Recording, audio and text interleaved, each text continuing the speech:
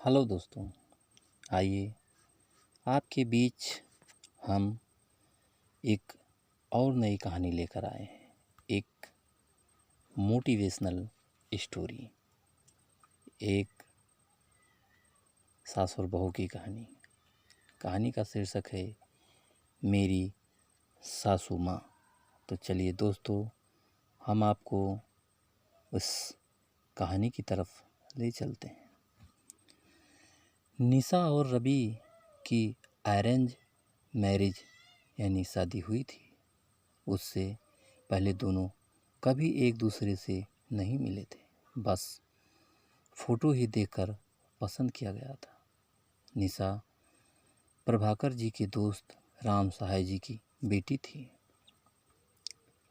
प्रभाकर जी ने जब निशा के बारे में रवि को बताया और उसकी फ़ोटो दिखाई तो रवि में सर हिलाकर हामी भर दी।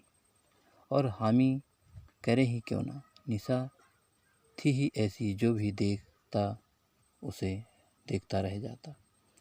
गोरा रंग, लंबे बाल, बड़ी बड़ी आँखें, हाइट भी अच्छी खासी थी। भला की खूबसूरत दिखती थी निशा। बस फिर क्या था। प्रभाकर जी रवि की रजामंदी पाकर अपने दोस्त राम सहाय जी को बुलाया भेजा और अपनी बेटी की शादी निशा से तय कर दी। किसी कारणवश उसकी एंगेजमेंट नहीं हो सकी। शादी की तारीख 2 महीने बाद की निकली थी। 2 महीने का समय कैसे निकल गया पता ही नहीं चला। देखते देखते शादी का दिन भी आ गया।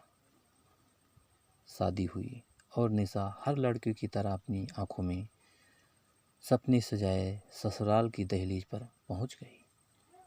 लेकिन उसके बाद में एक ही डर हमेशा बना रहता था, मेरा पति कैसा होगा, मेरी सास कैसी होगी।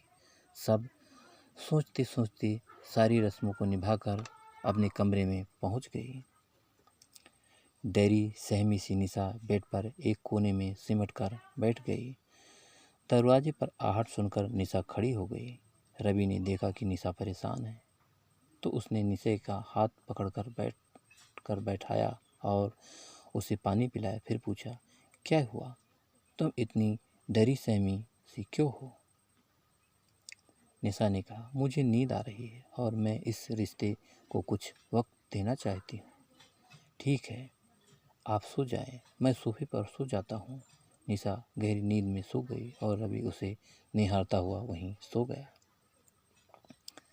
सुबह जब सासू माँ निर्मला जी की आवाज़ से निशा की खुली तो उसने देखा रवि वहीं सो गया है।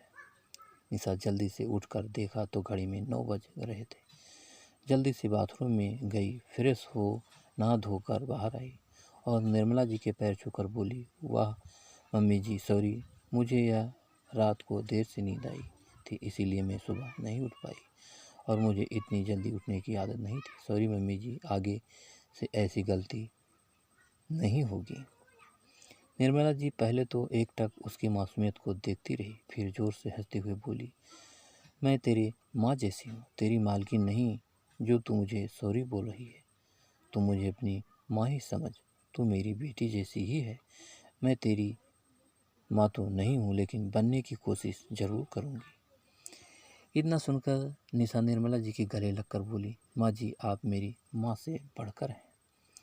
मैं अपनी सहेलियों से सास के बारे में सुनकर सास के प्रति गलत भावना मेरे दिमाग में बैठी थी, लेकिन मैं अब उसे निकाल कर बाहर फेंक दे रही हूँ क्योंकि मुझे मेरी माँ मिल गई है। रूम के दरवाजे पर खड़ा रवि यह सब देखकर खुश हो गया और आकर अपनी माँ और निशा को गले लगा लिया।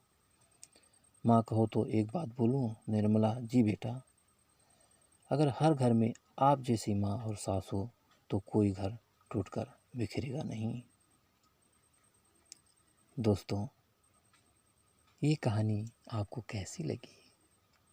एक सास बहू की कहानी हमें कमेंट करके ज़रूर बताना दोस्तों, क्योंकि आपके कमेंट से ही हमें मोटिवेशन मिलता है, जिससे हम और अच्छी अच्छी और नई नई कहानियाँ आप लोगों के बीच लाने में सक्षम होते हैं। तो दोस्तों, अगर अभी तक आपने हमारे चैनल को सब्सक्राइब नहीं किया है तो प्लीज़ जल्दी से आप हमारे चैनल को सब्सक्राइब कर लीजिए, जिससे इसी तरह अच्छी अच्छी कहानियाँ आप लोगों के बीच पहुँचाता रहूँ। तो अगली कहानी में आपसे फिर मुलाकात होगी, तब तक के लिए